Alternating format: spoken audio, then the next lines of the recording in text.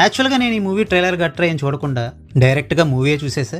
And చూశాక realise అయ్యా ఈ మూవీకి హృదయపూర్వం అన్న టైటిల్ని ఎందుకు పెట్టారు అని. సందీప్ బాలకృష్ణన్ అనే వ్యక్తికి హార్ట్ ప్రాబ్లం ఉండడం వల్ల హార్ట్ ట్రాన్స్ప్లాంటేషన్ జరుగుతుంది. ఎవరైతే తనకి హార్ట్ని డొనేట్ చేశారో ఆయన కూతురైన హరిత తన ఎంగేజ్మెంట్కి సందీప్ని ఇన్వైట్ చేస్తుంది. సో దట్ తన తండ్రి సమక్షంలోనే ఎంగేజ్మెంట్ చేసుకున్నట్టు ఉంటుందని. మొదట్లో హెసిటేట్ చేసిన ఆ తర్వాత ఎంగేజ్మెంట్కి అటెండ్ అవడమే కరెక్ట్గా భావించిన సందీప్ తన హోమ్ నర్స్ జెర్రీని వెంటబెట్టుకుని ఆ ఎంగేజ్మెంట్కి అటెండ్ అవడం కోసం పూణేకి వెళ్తాడు. అక్కడ కొన్ని అనుకోని పరిస్థితుల కారణంగా కొద్ది రోజులు హరిత వాళ్ళ ఇంట్లోనే సందీప్ అండ్ జెర్రీ ఉండాల్సి వస్తుంది.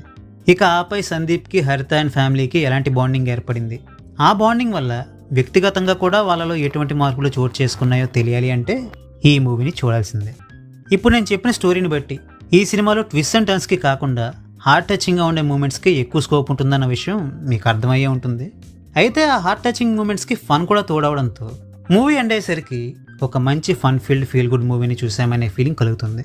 అయితే ఇంటర్వెల్ పాయింట్కి వచ్చేసరికి ఈ మూవీ యొక్క స్టోరీ వేరే రూట్లోకి వెళ్తుంది. అయితే ఆ సిచ్యువేషన్లో చిన్న లైన్ దాటినా కూడా చాలా రాంగ్ ఇంప్రెషన్ ఇచ్చే కొన్ని మూమెంట్స్ని చాలా జాగ్రత్తగా ఎక్కడ కూడా ఎబ్బెట్టుగా అనిపించిన విధంగా హ్యాండిల్ చేయడం ఈ మూవీకి మరో ప్లస్ పాయింట్. ఇక నెగిటివ్స్ విషయానికి వస్తే ఈ మూవీలో హీరోతోనే ఉంటూ తెంగర పనులు చేసే ముగ్గురు ఆస్పైరింగ్ ఫిల్మ్ మేకర్స్ ఉంటారు. వాళ్ళ వల్ల కాస్త ఫన్ జనరేట్ అయినట్టుగా అనిపించినా ఆ క్యారెక్టర్స్కి పెద్ద ఇంపార్టెన్స్ ఏమీ లేకుండా అనవసరంగా ఈ మూవీలో పెట్టినట్టు అనిపించింది.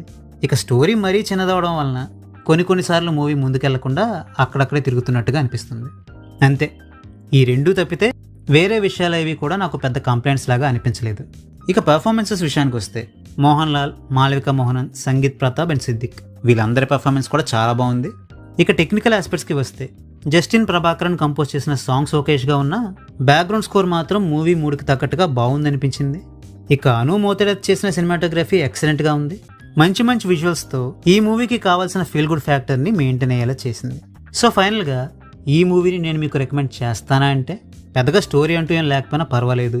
మూవీ చూడడానికి ఫన్నీగా, ప్లెజెంట్గా, కాస్త ఎమోషనల్గా కూడా ఉంటే చాలు అనుకుంటే హ్యాపీగా ఫ్యామిలీతో పాటు ఈ మూవీని చూడొచ్చు. సో మీకు ఇంట్రెస్ట్ ఉంటే ఈ మూవీని థియేటర్లో చూడండి.